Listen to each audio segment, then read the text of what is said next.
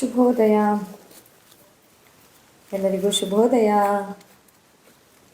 ಭಾನುವಾರ ಏನೇನು ಮಾಡ್ತಿದ್ದೀರಾ? ಎಲ್ಲರೂ ಹೇಗಿದ್ದೀರಾ? ಏನು ಅಂತಂದರೆ ವಿಶೇಷ, ಈಗ ಹಲಸಿನಹಣ್ಣಿನ ಸೀಸನ್. ಸೊ ತುಂಬ ಜನ ಕೇಳ್ತಾ ಇದ್ದರು, ಪಂಚಕರ್ಮ ಚಿಕಿತ್ಸೆ ತಗೊಳ್ಳೋರು ಹಲಸಿನಹಣ್ಣು ತಿನ್ಬೋದಾ? ಪಂಚಕರ್ಮ ಚಿಕಿತ್ಸೆ ತಗೊಳ್ಳುವಾಗ ಈಗ ಎಷ್ಟೋ ಜನ ಆಸ್ಪತ್ರೆಯಲ್ಲಿ ಉಳ್ಕೊಂಡು ತಗೊಳ್ಳಲ್ಲ, ಹೋಗಿ ಬಂದ್ರಲ್ಲ, ಕೆಲವ್ರು ತಗೋತಾರಲ್ಲ ಬೇರೆ ಬೇರೆ ಸೆಂಟರ್ಸ್ಗಳಲ್ಲಿ. ಹಾಗೆ ಕೆಲವರು ಕೇಳ್ತಾ ಇದ್ದರು, ನಾನು ಪಂಚಕರ್ಮ ಚಿಕಿತ್ಸೆ ತಗೊಳ್ಳುವಾಗ ಹಲಸಿನಹಣ್ಣನ್ನು ತಿನ್ಬಹುದಾ ಅಂತ. ಖಂಡಿತವಾಗಿ ಇವತ್ತು ಈ ಪ್ರಶ್ನೆಗೆ ಉತ್ತರ ಕೊಡಲೇಬೇಕು ನಾನು, ಯಾಕಂದರೆ ಈಗ ಸೀಸನ್ ಬೇರೆ ಅಲ್ವಾ. ಹಾಗೆ ಎಷ್ಟೋ ಜನ ಚಿಕಿತ್ಸೆನೂ ಈಗಲೇ ಪ್ಲ್ಯಾನ್ ಮಾಡಿರ್ತೀರ, ಯಾಕೆ ನಿಮ್ಮ ಮಕ್ಕಳಿಗೆಲ್ಲ ರಜೆ ಇರುತ್ತೆ ಅಂತ. ಸೊ ಹಾಗೆ ನೀವು ಪ್ಲ್ಯಾನ್ ಮಾಡಿದಾಗ, ಅದು ಇಂಥ ಮಾವಿನ ಹಣ್ಣಿನ ಸೀಸನ್ನು, ಹಲಸಿನ ಹಣ್ಣಿನ ಸೀಸನ್ ಇದು. ಇವತ್ತು ನೋಡಿ ನಮ್ಮ ಮನೆಯಲ್ಲೂ ಇನ್ನು ಬೊಕ್ಕೆ ಹಣ್ಣು ಇದು ಮಾಡ್ತಿದ್ದೀವಿ ನಾವು. ಈ ಸೀಸನ್ನಲ್ಲಿ ಪಂಚಕರ್ಮ ತೊಗೊಬಿಟ್ರೆ ಅವಾಗ ಅದೊಂದು ಪ್ರಶ್ನೆ, ಒಂಚೂರು ತಿನ್ನಬಾರ್ದಾ ಅಂತ. ಇಲ್ಲಿ ಫಸ್ಟ್ ಆಫ್ ಆಲ್ ನಾವು ಅರ್ಥ ಮಾಡ್ಕೋಬೇಕು, ಪಂಚಕರ್ಮ ಅಂತಂದರೆ ಏನು, ಯಾವ ಚಿಕಿತ್ಸೆ ತೊಗೋತಿದ್ದೀನಿ ನಾನು, ಪಂಚಕರ್ಮದವರು ತೊಗೋಬೋದಾ ಬೇಡ ಅಂದಾಗ ನೆನ್ಪಿಟ್ಕೊಳ್ಳಿ, ಪಂಚಕರ್ಮ ಅನ್ನೋದೊಂದು ಟ್ರೀಟ್ಮೆಂಟ್ ಅಲ್ಲ, ಅಥವಾ ಪಂಚಕರ್ಮ ಅಂತ ಆ ಚಿಕಿತ್ಸೆ ಹೆಸರಲ್ಲ. ಓವರಾಲ್ ಆಗಿ ಮಾಡುವ ಚಿಕಿತ್ಸಾ ಪದ್ಧತಿಗೆ ಪಂಚಕರ್ಮ ಅಂತ ಹೇಳ್ತಾರೆ. ಆದರೆ ಅದರೊಳಗೆ ಹಲವಾರು ಥರದ ಬೇರೆ ಬೇರೆ ಬೇರೆ ಚಿಕಿತ್ಸೆಗಳು ಬರುತ್ತೆ.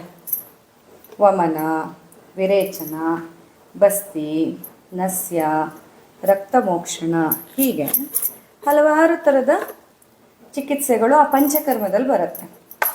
ಸೊ ಪಂಚಕರ್ಮ ತಗೋತಾ ಇದ್ದೀರಾ ಅಂದಾಗ ಯಾವ ಪಂಚಕರ್ಮ, ಯಾವ ಚಿಕಿತ್ಸೆಯನ್ನು ತಗೊಳ್ತಾ ಇದ್ದೀರಾ? ಈ 5 ಚಿಕಿತ್ಸೆಯಲ್ಲಿ ನೀವು ಯಾವುದನ್ನು ತಗೋತಿದ್ದೀರಾ ಅನ್ನೋದ್ರ ಮೇಲೆ ನಿಮ್ಮ ಪಥ್ಯ ನಿರ್ಧಾರ ಆಗುತ್ತೆ. ಪಥ್ಯ ಅನ್ನೋದು ನಿಮ್ಮ ಚಿಕಿತ್ಸೆಗೆ ಅನುಗುಣವಾಗಿರುತ್ತೆ. ಈಗ ವಮನ ವಿರೇಚನ ಚಿಕಿತ್ಸೆ ನಿಮಗೆ ನಡೀತಾ ಇದೆ ಅಂತಂದರೆ ಖಂಡಿತ ಮುಟ್ಲೂಬಾರ್ದು, ತಿನ್ನಲೂಬಾರ್ದು, ಆಯಿತಾ? ಹಾಗೆ ಬಸ್ತಿ ಚಿಕಿತ್ಸೆಯಲ್ಲೂ ಅಷ್ಟೇ, ಆಸ್ಥಾಪನ, ಅನುವಾಸನ, ನಿರೂಹ, ಯಾಪನ ಬಸ್ತಿ, ಕಷಾಯ ಬಸ್ತಿ, ಹೀಗೆ ಹಲವಾರು ರೀತಿಯ ಬಸ್ತಿ ಚಿಕಿತ್ಸೆ. ಬಸ್ತಿ ಅಂದ ತಕ್ಷಣ ಎಲ್ಲರೂ ಏನು ಅಂದ್ಕೊಬಿಡ್ತಾರೆ, ಎನಿಮಾ ಕೊಡೋದು. No no no no no ಎನಿಮಾಕ್ಕೆ ಹಾಗೂ ಬಸ್ತಿಗೆ ತುಂಬ ವ್ಯತ್ಯಾಸ ಇದೆ. ಎನಿಮಾ ಕೇವಲ ನಿಮ್ಮ ಕರುಳನ್ನು ಕ್ಲೀನ್ ಮಾಡೋದಾದರೆ, ಬಸ್ತಿ ಚಿಕಿತ್ಸೆ ಅನ್ನೋದು ಇಡೀ ನಿಮ್ಮ ದೇಹದ ವಾತ ದೋಷವನ್ನು ನಿಯಂತ್ರಣಕ್ಕೆ ತರುವಂಥದ್ದು, ಇಡೀ ನಿಮ್ಮ ದೇಹದ ವಾತವನ್ನು ಕಂಟ್ರೋಲ್ ಮಾಡುವಂಥದ್ದು, ವಾತವನ್ನು ಚಿಕಿತ್ಸೆ ಮಾಡಲಿಕ್ಕೆ, ವಾತವನ್ನು ಸರಿಪಡಿಸಲಿಕ್ಕೆ ಕೊಡುವಂಥದ್ದು, ನರಮಂಡಲವನ್ನು ಶಕ್ತಿಶಾಲಿ ಮಾಡುವಂಥದ್ದು. ಬಸ್ತಿ ಚಿಕಿತ್ಸೆ ಅನ್ನೋದು ಅಂತಹ ಒಂದು ಮುಖ್ಯವಾದ ಚಿಕಿತ್ಸೆಗಳಲ್ಲಿ ಒಂದು. ಅದನ್ನು ನಾವು ಈ ಮಾಮೂಲಿ ಸ್ಟಮಕ್ ವಾಶ್ ಅಥವಾ ಗಟ್ ಕ್ಲೀನಿಂಗ್ ಅಂತ ಹೇಳುವಂತಹ, ಈಗ ಜಸ್ಟ್ ಇಂಟೆಸ್ಟೈನನ್ನು ತೊಳೆಯೋ ಟ್ರೀಟ್ಮೆಂಟಿಗೆ ನೀವು ಹೋಲಿಸಲಿಕ್ಕೆ ಸಾಧ್ಯವೇ ಇಲ್ಲ. ಅಥವಾ ನಿಮಗೆ ಮೋಷನ್ ಆಗದಿದ್ದಾಗ ಸೋಪ್ ವಾಟರ್ ಎನಿಮಾ ಕೊಟ್ಟು ಮೋಷನ್ ತಗೋತಾರೆ, ಅದೇ ಬಸ್ತಿ ಚಿಕಿತ್ಸೆ ಅಲ್ವೇ ಅಲ್ಲ. ಬಸ್ತಿ ಚಿಕಿತ್ಸೆ ಅನ್ನೋದು ತುಂಬಾ ದೊಡ್ಡ ವಿಷಯ. ಅದು ಈ ಮಾಮೂಲಿ ಎನಿಮಾಕ್ಕೆಲ್ಲ ನೀವು ಕಂಪೇರ್ ಮಾಡೋದಕ್ಕಾಗದೇ ಇಲ್ಲ. ಹಾಗೆ ಸೊ ಆ ಬಸ್ತಿ ಚಿಕಿತ್ಸೆಯಲ್ಲೂ ನೀವು ಯಾವ ಬಸ್ತಿಯನ್ನು ತೊಗೊಳ್ತಿದ್ದೀರಾ, ಡಾಕ್ಟ್ರು ನಿಮಗೆ ಯಾವ ಬಸ್ತಿ ಕೊಡ್ತಿದ್ದಾರೆ ಅನ್ನೋ ಬೇಸಿಸ್ ಮೇಲೆ ನೀವು ಈ ಹಲಸಿನ ಹಣ್ಣನ್ನು ತಿನ್ಬಹುದೋ ಬೇಡವೋ ಅನ್ನೋದು ನಿರ್ಧಾರ ಆಗತ್ತೆ. ಯಾವತ್ತೂ ನೆನ್ಪಿಟ್ಕೊಳ್ಳಿ, ಪಂಚಕರ್ಮ ಅನ್ನೋದು ಒಂದು ಸರ್ಜರಿ ಇದ್ದ ಹಾಗೆ. ಹೇಗೆ ಈಗ ಸಿಸ್ಟಮಲ್ಲಿ ಸರ್ಜರಿ ಅನ್ನೋದು ಒಂದು ಪ್ರೊಸೀಜರ್ ಅಲ್ವಾ. ಆ ಸರ್ಜರಿಯಲ್ಲಿ ಒಂದಿಷ್ಟು ದಿನ ನೀವು ಅಡ್ಮಿಟ್ ಆಗಬೇಕಾಗತ್ತೆ, ಒಂದಿಷ್ಟು ನಿಯಮಗಳನ್ನು ಫಾಲೋ ಮಾಡಬೇಕಾಗತ್ತೆ. ಕೆಲವೊಂದು ಸರ್ಜರಿಗಂತೂ ಫಸ್ಟು 12 ಗಂಟೆ ನೀಲ್ ಬೈ ಮೌತ್, ಅಂದರೆ ಆಹಾರ ಏನೂ ಕೊಡದೆ ಬರೀ ನೀರಲ್ಲಿ ನಿಮ್ಮನ್ನು ಇಟ್ಟಿರ್ತಾರೆ ಅಲ್ವಾ. ಅದನ್ನೆಲ್ಲ ನೀವು ಫಾಲೋ ಯಾಕೆ ಮಾಡ್ತೀರಾ? ಯಾಕಂದರೆ ಸರ್ಜರಿ ಟೈಮಲ್ಲಿ ಏನೂ ಕಾಂಪ್ಲಿಕೇಶನ್ಸ್ ಆಗಬಾರ್ದು, ಸರ್ಜರಿ ಸಕ್ಸಸ್ಫುಲ್ ಆಗಬೇಕು, ಸರ್ಜರಿಗೆ ಏನೂ ತೊಂದರೆ ಆಗಬಾರ್ದು ಅಂತ ಅಲ್ವಾ. ಅದೇ ಥರ ಆಯುರ್ವೇದದಲ್ಲಿ ಈ ಪಂಚಕರ್ಮ ಅನ್ನೋದು ಒಂಥರ ನಿಮ್ಗೆ ಅರ್ಥ ಆಗೋ ಭಾಷೆಯಲ್ಲಿ ಹೇಳಬೇಕಂತಂದರೆ ಅದು ಒಂದು ಆಪರೇಷನ್ ಇದ್ದ ಹಾಗೇ. ಸೊ ಇಲ್ಲಿ ಕೂಡ ಪೂರ್ವಕರ್ಮ, ಪ್ರಧಾನ ಕರ್ಮ ಮತ್ತು ಪಶ್ಚಾತ್ಕರ್ಮ ಅಂತ ವಿಷಯಗಳು ಬರುತ್ತೆ. ಪೂರ್ವಕರ್ಮ ಅಂದರೆ pre operative procedures. Pre operative ಅಂತಂದರೆ ಏನು ಹೇಳಿ, ಶಬ್ದನೇ ಹೇಳೋ ಹಾಗೆ ಆಪ್ರೇಷನ್ಗಿಂತ ಮೊದಲು ಮಾಡಿಕೊಳ್ಳುವಂಥ ಕೆಲಸ. ಅಂದರೆ ನಿಮ್ಮ ಒಂದು ಚಿಕಿತ್ಸೆ ಏನಿದೆ ಆ ಚಿಕಿತ್ಸೆಯ ತಯಾರಿ ರೂಪದಲ್ಲಿ ಮಾಡಿಕೊಳ್ಳುವಂತಹ ಕೆಲವೊಂದು ಸಿದ್ಧತೆಗಳು ಅದು ಇರುತ್ತೆ. ನಂತರ ಮುಖ್ಯ ಒಂದು ಚಿಕಿತ್ಸೆ ಏನಿದೆ, ಆಪರೇಷನ್ ಅಂತ ಏನು ಹೇಳ್ತಾರೆ, ಹಾಗೆಯೇ ಯಾವುದು ಆ್ಯಕ್ಚುಲ್ ಥೆರಪಿ ನಿಮಗೆ ಮಾಡ್ತಾ ಇದ್ದಾರೆ ಆ ಥೆರಪಿ. ನಂತರ ಬರುವಂಥದ್ದು ಪೋಸ್ಟ್ ಆಪರೇಟಿವ್ ಕೇರ್. ಅಂದರೆ ಆಯುರ್ವೇದದಲ್ಲಿ ಅಥವಾ ಪಂಚಕರ್ಮದ ನಂತರದಲ್ಲಿ ಅದಕ್ಕೆ ಪರಿಹಾರ ಕಾಲ ಅಂತ ಹೇಳ್ತಾರೆ. ಪರಿಹಾರ ಕಾಲ ಅಂತಂದರೆ ಚಿಕಿತ್ಸೆಯ ನಂತರದ ಕೆಲವು ದಿನಗಳಲ್ಲಿ, ಒಂದು ಬೌಲ್ ಸಿಗ್ಬೋದು,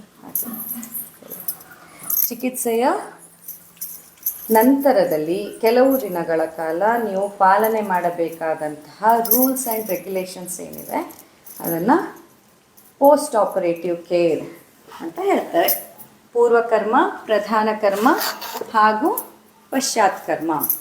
ಪೂರ್ವಕರ್ಮ ಅಂತ ಬಂದಾಗ ದೀಪನ, ಪಾಚನ ಅಂತಂದರೆ ಕೆಲವೊಂದು ಚಿಕಿತ್ಸೆಯನ್ನು ಕೊಡುವಾಗ ನಿಮ್ಮ ಅಗ್ನಿ ಸಿದ್ಧ ಇರಲ್ಲ ಅಲ್ವಾ, ಅಗ್ನಿಯನ್ನು ನಾವು ಸಿದ್ಧ ಮಾಡ್ಕೋಬೇಕಂದಾಗ ಪೂರ್ವ ತಯಾರಿ, ಅದಕ್ಕಾಗಿ ನಿಮಗೆ ಅಗ್ನಿಯ ದೀಪನ ಹಾಗೂ ಆಮಪಾಚನಕ್ಕಾಗಿ ಔಷಧಿಯನ್ನು ಕೊಡ್ತಾರೆ. ಅದನ್ನು ಪೂರ್ವಕರ್ಮ ಅಂತ ಹೇಳ್ತಾರೆ. ಈಗ ನೀವು ಇವತ್ತು ಬಂದುಬಿಟ್ರೆ ಪಂಚಕರ್ಮಕ್ಕೆ ಅಂತ, ನಿಮಗೆ ಬಂದ ತಕ್ಷಣ ಸ್ನೇಹಪಾನ ಮಾಡೋಕ್ಕಾಗಲ್ಲ.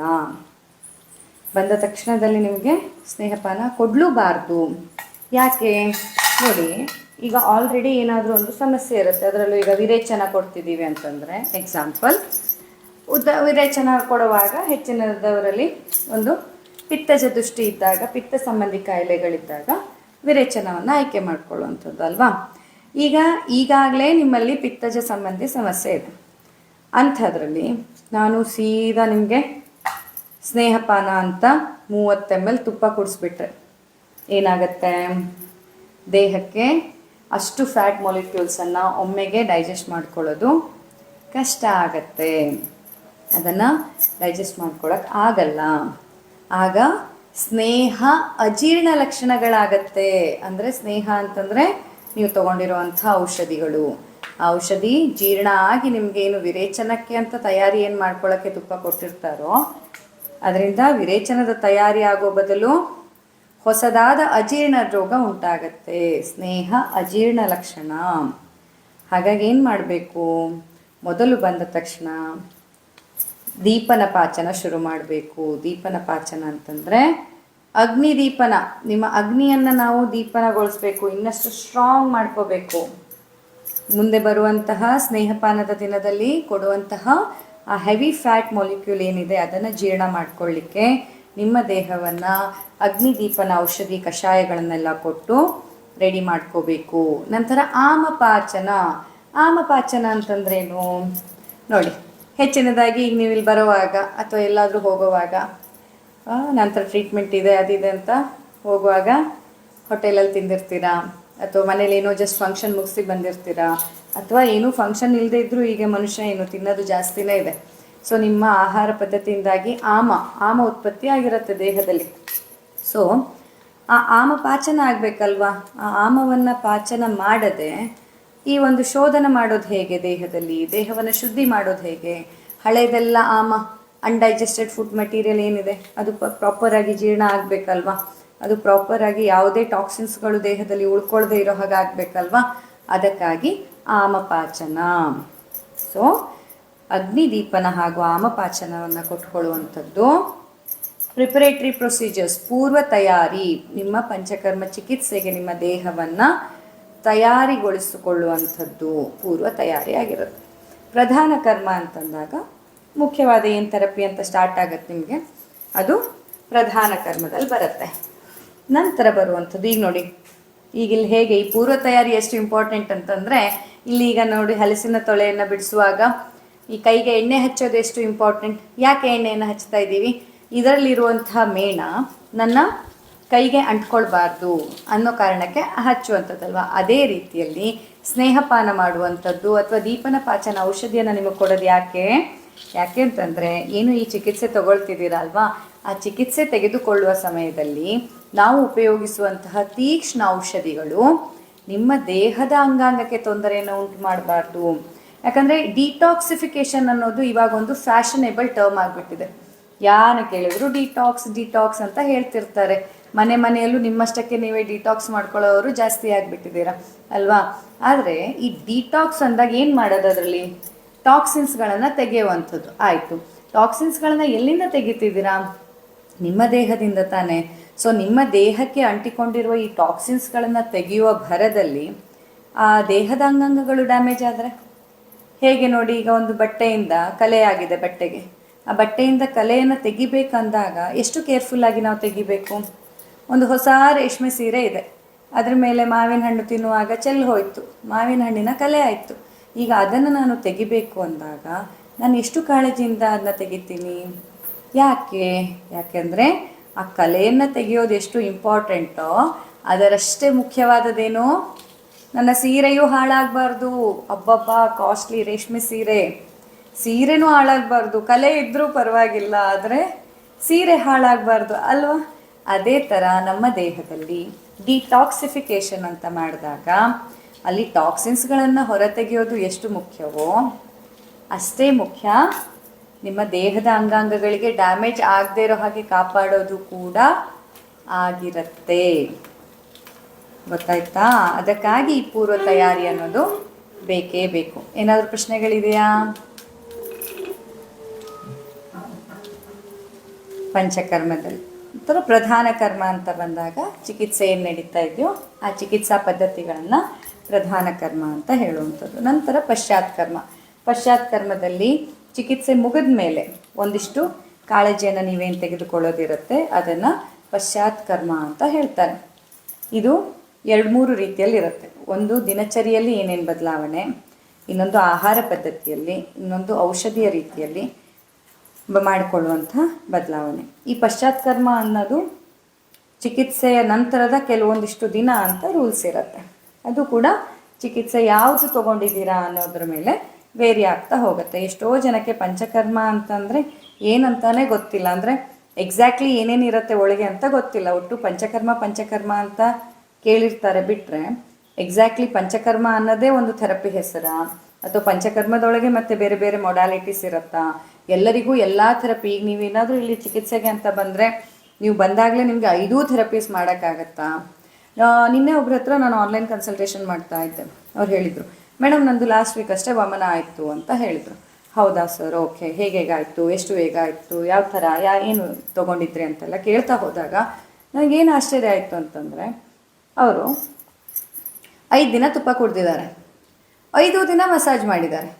ಬೆಳಿಗ್ಗೆ ತುಪ್ಪ ಕುಡಿಯೋದು, ಮಧ್ಯಾಹ್ನ ಮಸಾಜ್ ಮಾಡೋದು, ಬೆಳಿಗ್ಗೆ ತುಪ್ಪ ಕುಡಿಯೋದು, ಮಧ್ಯಾಹ್ನ ಮಸಾಜ್ ಮಾಡೋದು. ಇದಕ್ಕೆಲ್ಲ ನಾನು ನೋಡಿರೋ ಪ್ರಕಾರ ಅಥವಾ ನಾನು ಅಟ್ಲೀಸ್ಟ್ ಕಲ್ತಿರೋ ಪ್ರಕಾರ ಸಂಹಿತೆಗಳಲ್ಲಿ ಆ ರೀತಿಯ ಉಲ್ಲೇಖ ಇಲ್ಲ. ಸ್ನೇಹಪಾನದ ದಿನದಲ್ಲಿ ಅಭ್ಯಂಗ ಮಾಡುವಂಥದ್ದು ಪದ್ಧತಿ ಇಲ್ಲ, ಅಥವಾ ಅದು ಕ್ಲಾಸಿಕಲಿ ಅಥವಾ ನಮ್ಮ ಯಾವುದೇ ಟೆಕ್ಸ್ಟ್ ಬುಕ್ಗಳಲ್ಲಿ ಇದರ ಬಗ್ಗೆ ಉಲ್ಲೇಖ ನಾನಂತೂ ಓದಿಲ್ಲ. ಆ ರೀತಿಯಾದ ಕ್ರಮ ಅಲ್ಲ. ಇದೆಲ್ಲ ಅನುಕೂಲ ಸಿಂಧು ಅಂತ ಕೆಲವೊಂದು ಸತಿ ಪೇಷಂಟ್ಸ್ಗಳಿಗೆ ಸ್ನೇಹಪಾನದ ದಿನ ಸ್ನೇಹಪಾನ ಅಷ್ಟೇ, ಅವತ್ತು ಮತ್ತೆ ಮಸಾಜ್ ಮಾಡುವಂಥದ್ದಲ್ಲ. ಅದರ ನಂತರದಲ್ಲಿ ವಿಶ್ರಾಮ ಕಾಲ ಅಂತಲೇ ಬರುತ್ತೆ. ಸ್ನೇಹಪಾನ ಮುಗಿದು ಸ್ನೇಹ ಸಿದ್ಧಿ ಲಕ್ಷಣ ಅಂದರೆ ಸ್ನೇಹ ಸಂಪೂರ್ಣವಾಗಿ ನಮ್ಮ ದೇಹಕ್ಕೆ ಆಗಿದೆ ಅಂತ ಆದಮೇಲೆ ಮಾಡುವಂಥದ್ದು ಸ್ನೇಹ ಸಿದ್ಧಿ ಲಕ್ಷಣದ ನಂತರದಲ್ಲಿ ವಿಶ್ರಾಮ ಕಾಲದಲ್ಲಿ ಮಸಾಜನ್ನು ಮಾಡುವಂಥದ್ದು. ಅಭ್ಯಂಗ ಸ್ವೇದ ಮಸಾಜ್ ಅಂದರೆ ಅದು ಏನು ತುಂಬ ಹೆವಿ ಮಸಾಜ್ ಆಗಲ್ಲ, ಲೈಟ್ ಆದ ಅಭ್ಯಂಗ ಇರುವಂಥದ್ದು. ಸೊ ಹೀಗಿರುವುದು. ಈಗೆಲ್ಲ ಏನಾಗಿದೆ, 5 ದಿನ ತುಪ್ಪ ಕುಡಿದ್ರಂತೆ, 6ನೇ ದಿನ ವಾಂತಿ ಮಾಡಿಸಿದ್ರಂತೆ. ಈ ಪದ್ಧತಿಗಳೆಲ್ಲ ಈ ಥರ ಎಲ್ಲ ನೀವು ಮಾಡಿದಾಗ ಏನಾಗುತ್ತೆ ಅಂತಂದರೆ ಅಲ್ಲಿ ರೋಗ ಗುಣ ಆಗೋದಕ್ಕಿಂತ ಜಾಸ್ತಿ ಹೊಸ ರೋಗ ಬರುವ ಸಾಧ್ಯತೆಯೇ ಹೆಚ್ಚಿರುತ್ತೆ. ಆ ರೀತಿಯಾದ ಕ್ರಮ ಅಲ್ಲ, ಶಾಸ್ತ್ರೋಕ್ತವಾಗಿ ಅಲ್ಲ. ಆಯಿತು, ಈಗ ವೈದ್ಯರು ಬೇರೆ ಬೇರೆ ಹಾಸ್ಪಿಟ್ಲ್ಗಳಲ್ಲಿ ಅವರವರ ಎಕ್ಸ್ಪೀರಿಯನ್ಸ್ ಬೇಸಿಸ್ ಮೇಲೆ ಬೇರೆ ಬೇರೆ ಪದ್ಧತಿಯನ್ನು ಮಾಡ್ಕೊಂಡಿರ್ಬೋದು. ಅದಕ್ಕೆ ಕೂಡ ಆಯುರ್ವೇದದಲ್ಲಿ ಅನುಕೂಲ ಇದೆ. ಆಯುರ್ವೇದ ಹೇಳುತ್ತೆ ಎಲ್ಲದೂ ಶಾಸ್ತ್ರದಲ್ಲಿ ಬರ್ದ ಹಾಗೆ ಮಾಡಬೇಕಂತಿಲ್ಲ, ನಿಮ್ಮ ಅನುಕೂಲಕ್ಕೆ ತಕ್ಕ ಹಾಗೆ ನಿಮ್ಮ ಎಕ್ಸ್ಪೀರಿಯನ್ಸ್ ಅಥವಾ ನಿಮ್ಮ ಯುಕ್ತಿ, ನಿಮ್ಮ ಇಂಟೆಲಿಜೆನ್ಸ್ಗೆ ನೋಡಿಕೊಂಡು ನೀವು ಪದ್ಧತಿಯನ್ನು ಬದಲು ಮಾಡ್ಕೊಳ್ಳಿ ಅಂತ. ಆದರೆ ಆ ಪದ್ಧತಿಯನ್ನು ಬದಲು ಮಾಡ್ಕೊಳ್ಳೋದು ನಮ್ಮ ಮೂಲ ಸಿದ್ಧಾಂತಕ್ಕೆ ಪೂರಕವಾಗಿರಬೇಕೇ ಹೊರತಾಗಿ ಮೂಲ ಸಿದ್ಧಾಂತದ ವಿರುದ್ಧವಾಗಿರಬಾರ್ದು ಅಲ್ವಾ. ಹಾಗಾಗಿ ಎಲ್ಲ ವಿಷಯಗಳನ್ನು ನಾವು ಚಾಚು ತಪ್ಪದೆ ಪಾಲನೆ ಮಾಡಬೇಕು, ಸರಿಯಾದ ರೀತಿಯಲ್ಲಿ ಅದನ್ನು ಫಾಲೋ ಮಾಡಬೇಕು, ರೋಗಿಗಳಿಗೆ ಅದರ ಬಗ್ಗೆ ಕರೆಕ್ಟಾಗಿ ಮಾಹಿತಿ ನೀಡಬೇಕು. ಆಗ ಮಾತ್ರ ಪಂಚಕರ್ಮದಿಂದ ವಂಡರ್ಫುಲ್ ರಿಸಲ್ಟ್ ಕೊಡೋಕ್ಕಾಗತ್ತೆ. ಇಲ್ಲ ಪೇಷಂಟ್ ಬಂದು ಹೇಳ್ತಾರೆ ನನಗೆ ನಾಳೆ ಉಪವಾಸ ಮಾಡಬೇಕು ಅಂತ, ಅಂದರೆ ಚಿಕಿತ್ಸೆ ತಗೋತಾ ಇದ್ದಾರೆ. ಕೆಲವೊಂದು ಚಿಕಿತ್ಸೆ ಟೈಮಲ್ಲಿ ಅದೇ ಈಗ ಪಂಚಕರ್ಮ ಟೈಮಲ್ಲಿ ಈಗ ಹಲಸಿನ ತಿನ್ಬೋದಾ, ತಿನ್ನಬಾರ್ದು. ಪಂಚಕರ್ಮ ಏನೂ ತಿನ್ನಲೇಬಾರ್ದ, ಹಾಗಾಗಿ ನಾನು ಉಪವಾಸ ಮಾಡಿಬಿಡ್ಲಾ. ಈಗ ನಿಮಗೆ ಬಸ್ತಿ ನಡೀತಾ ಇದೆ, ಸ್ನೇಹ ಬಸ್ತಿ ಚಿಕಿತ್ಸೆ ನಡೀತಾ ಇದೆ.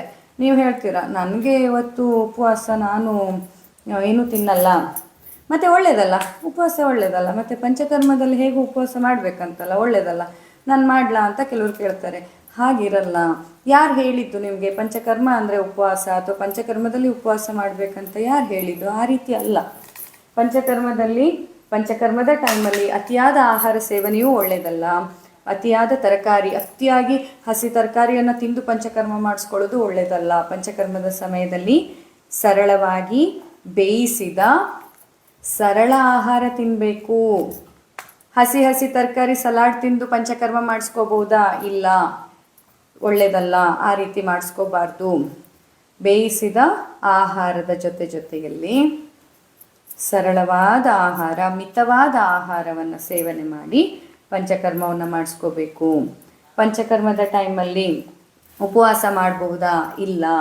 ಪಂಚಕರ್ಮದ ಸಮಯದಲ್ಲಿ ವೈದ್ಯರ ಸಲಹೆ ಇಲ್ಲದೆ ಅಥವಾ ಹೆಂಗೂ ಒಳ್ಳೆಯದಲ್ಲ ಅಂತ ಉಪವಾಸ ಮಾಡಿದರೆ ಎಷ್ಟೋ ಸತಿ ಆ ಒಂದು ಚಿಕಿತ್ಸೆಗೆ ಅದು ಪೂರಕವಾಗಿ ಇರಲ್ಲ.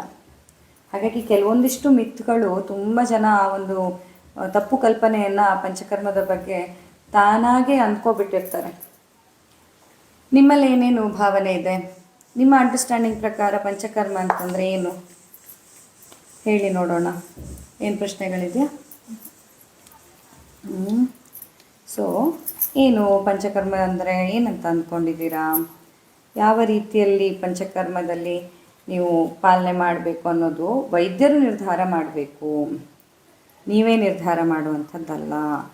ಉಪವಾಸ ಒಳ್ಳೆಯದಲ್ವಾ? ಖಂಡಿತ ಹೌದು. ಆದರೆ ಯಾರಿಗೆ, ಯಾವಾಗ, ಹೇಗೆ ಅನ್ನೋದನ್ನು ವೈದ್ಯರು ನಿರ್ಧಾರ ಮಾಡಬೇಕು ಅಲ್ವಾ? ಹಲಸಿನ ಹಣ್ಣಿನ ಸೀಸನ್ ಇವಾಗ. ಇದು ಬೊಕ್ಕೆ ಹಣ್ಣು. ಹಲಸಿನ ಹಣ್ಣಲ್ಲಿ 2 ವೆರೈಟಿ ಇರುತ್ತೆ, ಬೊಕ್ಕೆ ಹಣ್ಣು ಹಾಗೂ ಚಕ್ಕೆ ಹಣ್ಣು ಅಂತ. ಚಕ್ಕೆ ಹಣ್ಣು ಮೆತ್ತಗಿರುತ್ತೆ, ಬೊಕ್ಕೆ ಹಣ್ಣು ಈ ರೀತಿಯಾಗಿ ಗಟ್ಟಿಯಾಗಿರುತ್ತೆ. ನಿಮ್ಮ ಮನೆಯಲ್ಲಿ ಹಲಸಿನ ಹಣ್ಣಿನ ಮರಗಳಿದೆಯಾ? ಯಾರ್ಯಾರ ಮನೆಯಲ್ಲಿ ಈಗಾಗಲೇ ಹಲಸಿನ ಹಣ್ಣು ಆಗಲಿಕ್ಕೆ ಸ್ಟಾರ್ಟ್ ಆಗಿದೆ? ಬೊಕ್ಕೆ ಹಣ್ಣು ಈ ವರ್ಷದ್ದು ಯಾರ್ಯಾರು ತಿಂದಿದ್ದೀರಾ? ನಮ್ಮ ಮನೇಲಿ ಈ ವರ್ಷ ಹಲಸಿನ ಬೆಳೆ ತುಂಬ ಜಾಸ್ತಿ ಬಂದಿದೆ. ಆದರೆ ವಿಚಿತ್ರ ಏನು ಗೊತ್ತಾ, ಈ ವರ್ಷ ನೇರಳೆ ಬೆಳೆ ಬಂದೇ ಇಲ್ಲ ಹೆಚ್ಚಿಗೆ. ಕುಂಟು ನೇರಳೆ ಸ್ಟಾರ್ಟ್ ಆಗಿದೆ. ಯೂಶ್ವಲಿ ಕುಂಟು ನೇರಳೆ ಅನ್ನೋದು ಹಣ್ಣಾಗೋದು ಮಳೆಗಾಲದಲ್ಲಿ ಆಗುತ್ತೆ. ಮಳೆ ಶುರುವಾಗುವಾಗ ಕುಂಟು ನೇರಳೆ ಸ್ಟಾರ್ಟ್ ಆಗುತ್ತೆ.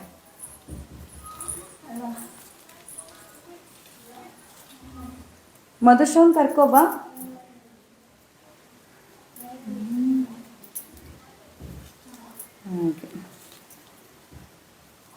ಸೊ ಈ ರೀತಿಯಾಗಿ ಪಂಚಕರ್ಮ ಅಂದ ತಕ್ಷಣ ಒಂದಿಷ್ಟು ತಲೆಯಲ್ಲಿ ಇರುವಂತಹ ಎಸಂಪ್ಷನ್ಸ್ಗಳನ್ನು ತೆಗಿಬೇಕು. ಏನಂತೆ? ಮಧುಶ್ರವ ಇದ್ದಾನಂತ ಕೇಳಿ, ಮಧುಶ್ರವನಿಗೆ ಕಳಿಸ್ಲಿಕ್ಕೆ.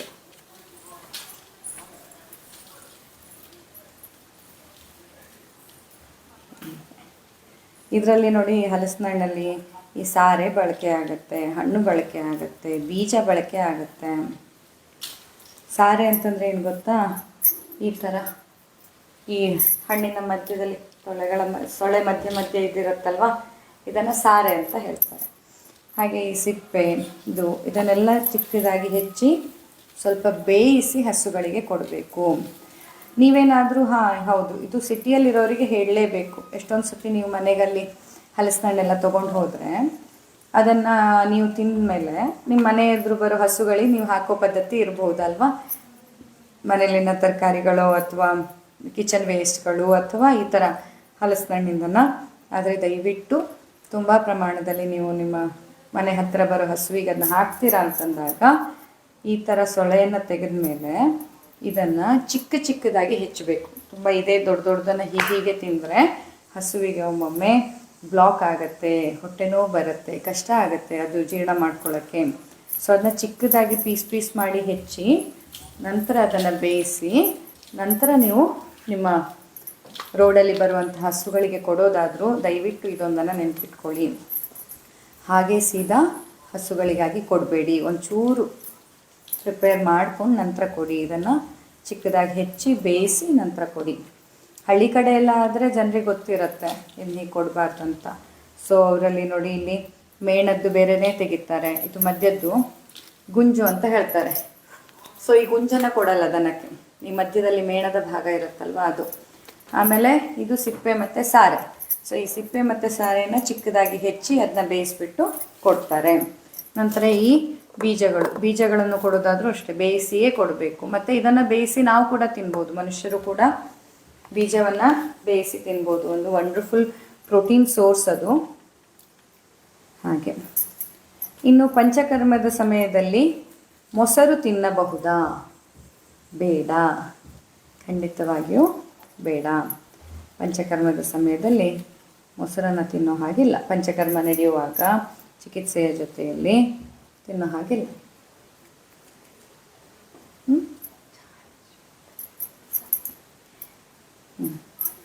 Madam, diabetes start to my wife. Please give me Ayurvedic advice. Okay, ಹೆಸರೇನು? ನರಸಿಂಹಮೂರ್ತಿ. ನರಸಿಂಹಮೂರ್ತಿಗಳೇ ನಮಸ್ತೆ. ಸೊ ನಿಮ್ಮ ಮನೆಯವರಿಗೆ ಡಯಾಬಿಟಿಸ್ ಸ್ಟಾರ್ಟ್ ಆಗಿದೆ ಅಂತಂದರೆ ಈ ವರ್ಷದಿಂದ ಅಂದರೆ ಇದೊಂದು ಸೀಸನ್ ಅವರಿಗೆ ಮಾವಿನ ಹಣ್ಣು ಹಲಸಿನ ಹಣ್ಣನ್ನು ತಿನ್ನಬೇಡಿ ಅಂತ ಹೇಳಿ. ಹಾಗೆ ಮನೆಯಲ್ಲಿ ಸಕ್ಕರೆ, ಬೆಲ್ಲ, ಜೇನುತುಪ್ಪ ಇದೆಲ್ಲದರ ಬಳಕೆಯನ್ನು ಕೆಲ ದಿನಗಳ ಕಾಲ ಸ್ಟಾಪ್ ಮಾಡಿ.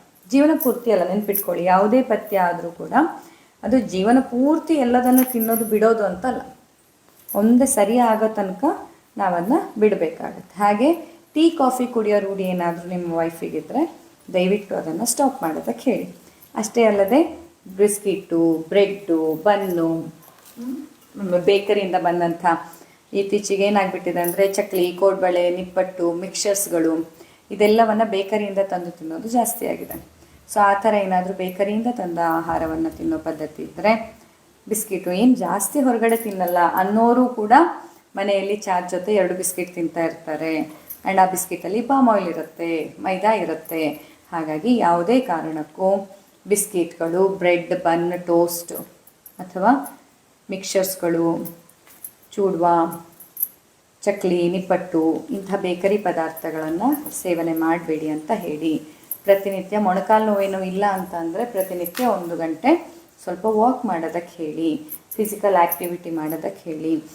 ಮೊಣಕಾಲು ನೋವಿದೆ ಅಂತಂದರೆ ವಾಕಿಂಗ್ ಬೇಡ, ಮಲಗಿ ಮಾಡುವಂಥ ಎಕ್ಸಸೈಸ್ಗಳು ಕೆಲವೊಂದಿಷ್ಟಿದ್ದಾವೆ, ಅದನ್ನು ಮಾಡಲಿಕ್ಕೆ ಹೇಳಿ. ಆ ಯೋಗಾಸನಗಳನ್ನು ಮಾಡಬೇಕು. ನಾನು ಈಗಾಗಲೇ ನನ್ನ ಚಾನಲಲ್ಲಿ ಹಾಕಿದ್ದೀನಿ, ಯೂಟ್ಯೂಬಲ್ಲಿದೆ. ಸೊ ಆ ವಿಡಿಯೋಗಳನ್ನ ನೋಡಿ ಅದನ್ನ ಮಾಡ್ಬೋದು. ಅಥವಾ ಒಮ್ಮೆ ಕನ್ಸಲ್ಟ್ ಮಾಡಿ, ಒಮ್ಮೆ ಇಲ್ಲಿ ಕರ್ಕೊಂಡು ಬನ್ನಿ, ಚೆಕಪ್ ಮಾಡಿ ನೋಡೋಣ ಏನು ಬೆಸ್ಟ್ ಪಾಸಿಬಲ್ ಔಷಧಿಗಳನ್ನ ಕೊಡಬೇಕಾಗತ್ತೋ ಅದನ್ನು ಅವರಿಗೆ ನೀಡ್ಬೋದು. ಪಥ್ಯ ಹಾಗೂ ಅದರ ಜೊತೆಯಲ್ಲಿ ಔಷಧಿ ಆದರೆ ಈಗ ಜಸ್ಟ್ ಸ್ಟಾರ್ಟ್ ಆಗಿದೆ. ಹಾಗೆ ಈಗ ನೋಡಿ ಡಯಾಬಿಟಿಸಲ್ಲೂ 2-3 ಸ್ಟೇಜ್ಗಳಿರುತ್ತೆ. ಅದೇನಂತಂದರೆ ಈಗ HbA1c ಒಂಚೂರು ಹೈ ಬಂದಿದೆಯಪ್ಪ, 7 ಬಂದಿದೆ. ಹೌದು, 7 ಬಂದಿದೆ ಅಂದರೆ ಅದು ಡಯಾಬಿಟಿಕ್, ಪ್ರೀ ಡಯಾಬಿಟಿಕ್ ಅಲ್ಲ. ಆದರೆ ಆ 7 ಬಂದವರಲ್ಲಿ ಕೂಡ ಈಗ ಯಾವಾಗ ಟೆಸ್ಟ್ ಮಾಡಿದ್ರು ಫಾಸ್ಟಿಂಗು 120, 130 ಹೀಗಿದೆ. ಅಥವಾ PTBS ಅಂದರೆ ಆಹಾರದ ನಂತರದ ಟೆಸ್ಟ್ ಮಾಡಿದಾಗ ಯಾವಾಗಲೂ ಅದು 180 ಹೀಗೆಲ್ಲ ಇದೆ ಅಂತಂದರೆ ಖಂಡಿತವಾಗಿ ಅದನ್ನ ರಿವರ್ಸ್ ಮಾಡೋದಕ್ಕೆ ಸಾಧ್ಯ ಇದೆ. ಬಟ್ ಫಾಸ್ಟಿಂಗ್ ಯಾವಾಗಲೂ 200 ಇದೆ, 220 ತನಕ ಹೋಗಿದೆ ಅಂತಂದರೆ ಅದು ಲಾಸ್ಟ್ ಸ್ಟೇಜ್. ಅಂದರೆ ನಾವು ಅದನ್ನ ಕ್ಯೂರ್ ಮಾಡೋಕ್ಕಾಗೋವಂಥದ್ದು. ನಿಮಗೆ ಫಾಸ್ಟಿಂಗ್ ಯಾವಾಗ ಚೆಕ್ ಮಾಡಿದ್ರು ಅದು 220ಕ್ಕಿಂತ ಮೇಲೆ ಹೋಗ್ತಾ ಇದೆಯಪ್ಪ, 220, 230, 250 ಹೀಗೆ ಫಾಸ್ಟಿಂಗಲ್ಲಿ ಬರ್ತಾ ಇದೆ ಅಂತಂದರೆ ಅಂಥ ಸಮಯದಲ್ಲಿ ಅದನ್ನ ಪೂರ್ತಿ ರಿವರ್ಸ್ ಮಾಡಲಿಕ್ಕೆ ಕಷ್ಟ ಆಗುತ್ತೆ. ಆವಾಗ ಅದನ್ನ ಪೂರ್ತಿ ನಾವು ರಿವರ್ಸ್ ಮಾಡಲಿಕ್ಕೆ ಆಗಲ್ಲ. ಅದೇ ಫಾಸ್ಟಿಂಗಲ್ಲಿ ನೀವು ಬರ್ತಾ ಇದೆ, ಕಮ್ಮಿನೇ ಇದೆಯಪ್ಪ, 120, 130 ಅಥವಾ 200 ಒಳಗೆ ಅಟ್ಲೀಸ್ಟು ಫಾಸ್ಟಿಂಗಲ್ಲಿದೆ ಅಂತಂದರೆ, ಹಾಗೆ HbA1c ಕೂಡ ಎಷ್ಟಿದೆ ಅನ್ನೋದು ಮ್ಯಾಟರ್ ಆಗುತ್ತೆ. HbA1c ಅನ್ನೋದು ಎಷ್ಟೋ ಜನ ಬರ್ತಾರೆ 7 ಇದ್ದಾಗಲೂ ಪ್ರೀ ಡಯಾಬಿಟಿಕ್ ಅಂತ. ಇಲ್ಲ, 7 ಇದ್ದರೆ ಪ್ರೀ ಡಯಾಬಿಟಿಕ್ ಅಲ್ಲ, ಅದು ಡಯಾಬಿಟಿಕ್ ಅಂತವೇ ಕನ್ಸಿಡರ್ ಆಗೋದು. ಡಯಾಬಿಟಿಸಲ್ಲಿ ಅಂತಹ ಒಂದಿಷ್ಟು ಆಹಾರ ಪದ್ಧತಿ ಮತ್ತು ಔಷಧಿಯ ಸೇವನೆ 2 ಆಗುತ್ತೆ. ಜೊತೆಗೆ ಸ್ಟ್ರೆಸ್, ಡಯಾಬಿಟಿಸ್ ಇದೆ ಅಂತಂದರೆ ನೋಡಿ, ನೀವು ಸ್ಟ್ರೆಸ್ ಮ್ಯಾನೇಜ್ಮೆಂಟ್ ಮಾಡಲೇಬೇಕು. ಯಾಕಂದರೆ ಸ್ಟ್ರೆಸ್ಸಿಂದಾಗಿ ಡಯಾಬಿಟಿಸ್ ಡೈರೆಕ್ಟ್ಲಿ ಹೈ ಆಗಿಬಿಡತ್ತೆ. ಸ್ಟ್ರೆಸ್ ಮ್ಯಾನೇಜ್ಮೆಂಟ್ ಮಾಡಿಲ್ಲ ಅಂತಂದರೆ ಡಯಾಬಿಟಿಸ್ ಕಂಟ್ರೋಲ್ ಮಾಡೋದಕ್ಕಾಗಲ್ಲ. ಸ್ಟ್ರೆಸ್ ಮ್ಯಾನೇಜ್ಮೆಂಟ್ ಮಾಡಲೇಬೇಕು. ಮತ್ತು ಬೇರೆ ಏನಾದರೂ ಹಾರ್ಮೋನಲ್ ವ್ಯತ್ಯಾಸ ಇದ್ದರೆ, ಥೈರಾಯ್ಡ್ ಸಮಸ್ಯೆ ಇದ್ದರೆ, PCOD ಇದ್ದರೆ, ಬೇರೆ ಯಾವುದೇ ರೀತಿಯ ಹಾರ್ಮೋನಲ್ ಸಮಸ್ಯೆ ಇದ್ದರೂ ಡಯಾಬಿಟಿಸ್ ಕಂಟ್ರೋಲ್ ಮಾಡೋದು ಕಷ್ಟ ಆಗುತ್ತೆ. ಸೊ ಬೇರೆ ಹಾರ್ಮೋನ್ ಸಮಸ್ಯೆ ಇದ್ದರೆ ಆ ಹಾರ್ಮೋನ್ ಸಮಸ್ಯೆಗೂ ಚಿಕಿತ್ಸೆ ಆಗಬೇಕು. ಆವಾಗ ಮಾತ್ರ ಡಯಾಬಿಟಿಸ್ ಕಂಟ್ರೋಲಿಗೆ ಬರುತ್ತೆ. ಹೀಗೆ ಡಯಾಬಿಟಿಸ್ ಅನ್ನೋದು ಯಾಕೆ ಕಷ್ಟ ಸಾಧ್ಯ, ಅಥವಾ ಯಾಕೆ ಎಲ್ಲರೂ ಒಂದು ಸತಿ ಬಂದರೆ ಮುಗೀತು ಇನ್ನು ಜೀವನ ಪೂರ್ತಿ ಹಾಗೆ ಅಂತ ಯಾಕೆ ಹೇಳ್ತಾರೆ ಅಂತಂದರೆ, ಅದರಲ್ಲಿ ಇನ್ಫ್ಲೂಯೆನ್ಸಿಂಗ್ ಫ್ಯಾಕ್ಟರ್ಸ್ಗಳು ತುಂಬ ಇರುತ್ತೆ. ನೀವು ಆಹಾರ ಕಂಟ್ರೋಲ್ ಮಾಡಿದೆ ಅನ್ನೋಷ್ಟೊತ್ತಿಗೆ ದಿನಚರಿಯಲ್ಲೇನೋ ಮಿಸ್ಟೇಕ್ ಆಗಿರುತ್ತೆ, ಅಥವಾ ಆಹಾರ ದಿನಚರಿ ಎರಡೂ ಕಂಟ್ರೋಲ್ ಮಾಡಿದೆ ಅನ್ನೋಷ್ಟೊತ್ತಿಗೆ ಸ್ಟ್ರೆಸ್ ಏನೋ ಆಗಿರುತ್ತೆ. ಹೀಗೆ ಬೇರೆ ಬೇರೆ ಕಾರಣಗಳಿಂದ ಡಯಾಬಿಟಿಸ್ ಅನ್ನೋದು, ಈವನ್ ನಿದ್ದೆ ಕರೆಕ್ಟಾಗಿ ಆಗ್ತಾ ಇಲ್ಲ ಅಂತಂದರೂ ಡಯಾಬಿಟಿಸ್ ಹೆಚ್ಚಾಗುತ್ತೆ. ಬೇರೆ ಹಾರ್ಮೋನ್ಗಳ ಸಮಸ್ಯೆ ಇದ್ದರೂ ಡಯಾಬಿಟಿಸ್ ಹೆಚ್ಚಾಗುತ್ತೆ.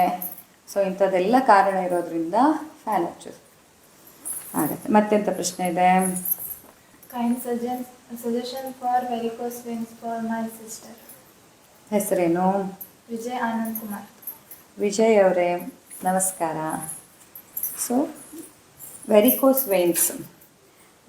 ವೇನ್ಸ್ ಅನ್ನೋದು ಮೂಲತಃ ನಿಂತು ಕೆಲಸ ಮಾಡುವವರಲ್ಲಿ, ಹೌಸ್ ವೈಫ್ ಇರ್ಬೋದು, ವಾಚ್ಮೆನ್ ಆಗಿರ್ಬೋದು, ಇಂಥವರಲ್ಲಿ ತುಂಬ ಸಾಮಾನ್ಯವಾಗಿ ಆಗುತ್ತೆ, ನಿಂತು ಮಾಡೋರಲ್ಲಿ. ಸೊ ಅವಾಗ ಏನು ಮಾಡಬೇಕಂತಂದರೆ, ಒಂದು ಕಾಲನ್ನು ಗೋಡೆಗೆ ಇಟ್ಟು ಹೀಗೆ ಉಲ್ಟಾ ಇಟ್ಟು ಮಲಗಬೇಕು ಒಂದು ಸ್ವಲ್ಪ ಹೊತ್ತು, ಡ್ರೈನ್ ಆಗೋದಕ್ಕೆ. ಮತ್ತು ಕಾಲಿಗೆ ಕೆಳಗಿಂದ ಮೇಲ್ಮುಖವಾಗಿ ಮಸಾಜ್ ಮಾಡಬೇಕು. ಮತ್ತು ತುಂಬ ಹಳೆಯದಾದದಿದ್ದರೆ ಪಂಚಕರ್ಮ ಚಿಕಿತ್ಸೆಯೂ ಬೇಕು, ಈಗಾಗಲೇ ತುಂಬ ವರ್ಷ ಆಗಿದೆ ಅಂತ ಅಂದರೆ. ಹಾಗೆ ಕೆಲವೊಮ್ಮೆ ಔಷಧಿಗಳು ಬೇಕಾಗತ್ತೆ. ಒಮ್ಮೆ ಸಾಧ್ಯ ಆದರೆ ಕನ್ಸಲ್ಟ್ ಮಾಡಿ ಕರ್ಕೊಂಡು ಬನ್ನಿ ನಿಮ್ಮ ಸಿಸ್ಟರ್ನ, ಚೆಕಪ್ ಮಾಡಿ ನೋಡೋಣ. ಸೊ ಇಲ್ಲಿಗೆ ನೋಡಿ, ನಮಗೆ ರುಚಿಯಾದ ಹಲಸಿನ ಹಣ್ಣು ಕೂಡ ಸಿಕ್ತು. ಹೀಗೆ ಪಂಚಕರ್ಮ ಅನ್ನೋದು ನಿಮ್ಮ ಕೈಗೆ ಮೇಣವೂ ಮೆತ್ತದೆ, ಹಣ್ಣು ಎಷ್ಟು ರುಚಿಯಾಗಿ ಸಿಗುತ್ತೋ ಅದೇ ಥರ ಸರಿಯಾದ ರೀತಿಯಲ್ಲಿ ಪಂಚಕರ್ಮವನ್ನು ಮಾಡಿಸ್ಕೊಂಡಾಗ ನಿಮ್ಮ ದೇಹದ ಅಂಗಾಂಗಕ್ಕೆ ಯಾವುದೇ ಡ್ಯಾಮೇಜ್ ಕೂಡ ಆಗದೆ ನಿಮ್ಮ ಆರೋಗ್ಯವನ್ನು ಕಾಪಾಡ್ಕೊಳ್ಳಿಕ್ಕೆ ಆಗತ್ತೆ. ಆಯ್ತಲ್ವಾ?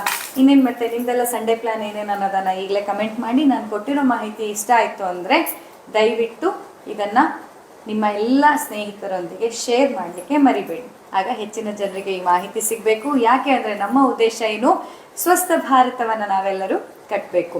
ಮತ್ತು ಮುಂದಿನ ಲೈವ್ನಲ್ಲಿ ನಿಮ್ಮೆದುರು ಆರೋಗ್ಯದ ಸಂಬಂಧ ಮಾಹಿತಿಯ ಜೊತೆಯಲ್ಲಿ ಬರ್ತೀನಿ. ಅಲ್ಲಿಯ ತನಕ ನಮಸ್ಕಾರ.